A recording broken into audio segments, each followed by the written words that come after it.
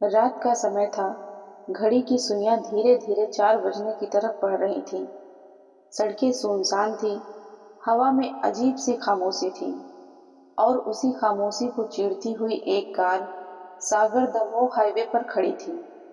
अचानक एक तेज धमाका हुआ और देखते ही देखते कार आग की लिपटों में घिर गई।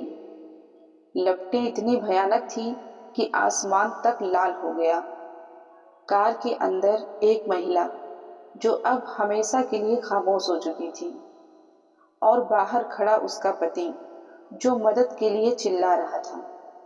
पहली नजर में यह एक हादसा था, लेकिन क्या सच में यह हादसा था या फिर यह एक सोची समझी साजिश थी?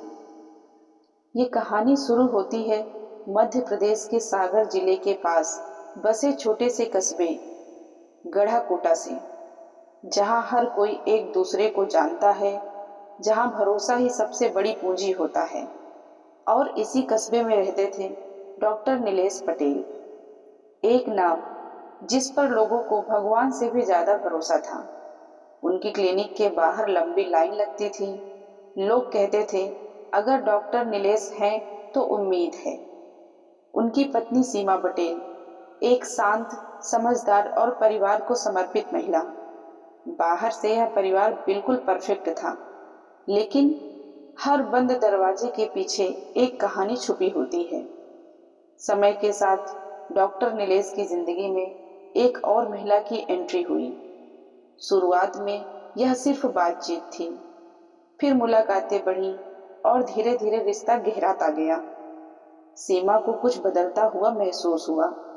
देर रात घर आना, फोन छुपाना, गुस्सा करना, और फिर एक दिन उन्हें सब पता चल गया। तस्वीरें, मैसेज, सब कुछ। उनकी दुनिया टूट चुकी थी। अब घर में हर दिन झगड़े होने लगे थे। सीमा अपने हक के लिए लड़ रही थी।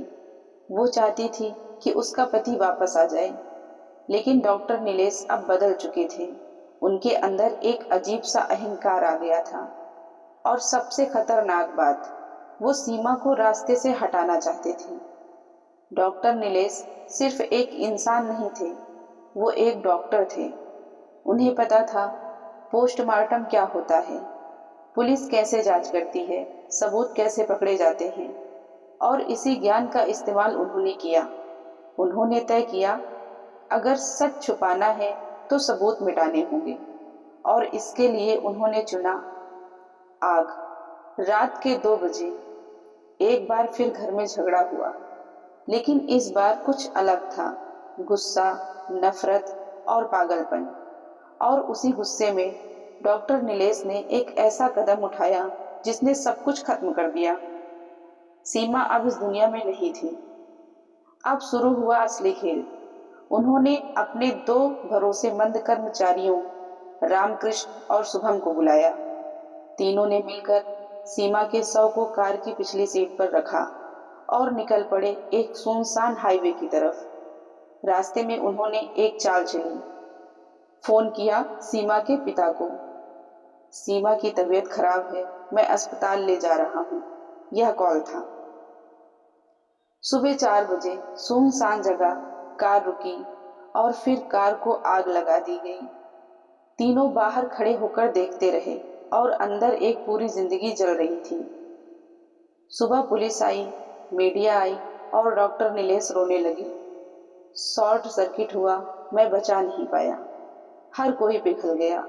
पूरा शहर उनके साथ खड़ा था। लेकिन एक इंसान था जो इस कहानी पर यकीन नहीं कर रहा था। सीमा के भाई लोकेश। उन्हें अपनी बहन पर भरोसा था। उन्होंने कहा, मेरी बहन ऐसे नहीं मर सकती, ये एक्सीडेंट नहीं, मर्डर है। और बस यहीं से केस ने मोड़ लिया। पुलिस ने जांच शुरू की और 4 बड़े सबूत सामने आए। सीमा सीधी लेटी थी, कोई संघर्ष नहीं, मतलब वो बेहोश या मृत थी। आग पीछे से ज्यादा फैली थी, मतलब आग जानबूझकर लगाई गई थी।